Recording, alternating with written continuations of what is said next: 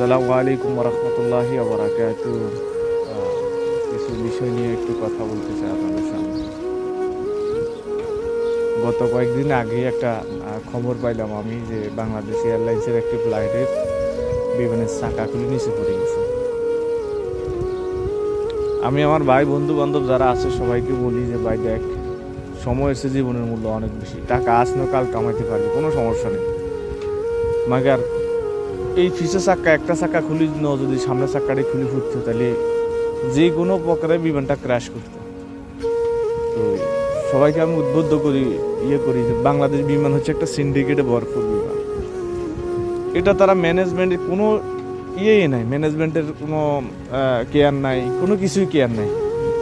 একটা বিমান আকাশে উঠবো, এটার মেনটেনেন্সের সমস্যা আছে কিনা না আছে কিনা এগুলো দেখাশোনা করা, সব কিছু করা। আসলে বাংলাদেশ বিমানে কিছুদিন আগে হয়তো বছর খানিক আগে হইব 737 একটা মডেলের বিমানে উড়োজাহাজের আকাশে উঠা আগে দরজা খুলে পড়ে গেছে।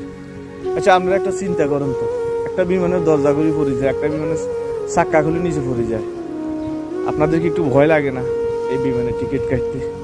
আমার বন্ধু বান্ধব অনেক বলি যে তোরা ভাই দেখ, এই বাংলাদেশ বিমান টিকিটটা কাটিস না, কারণ তাদের কোনো কেয়ার নাই বিমানের প্রতি। এরা শুধু আসবো যাইবো, এটা কোনো মেন্টালিটির নাই, কিচ্ছু নাই।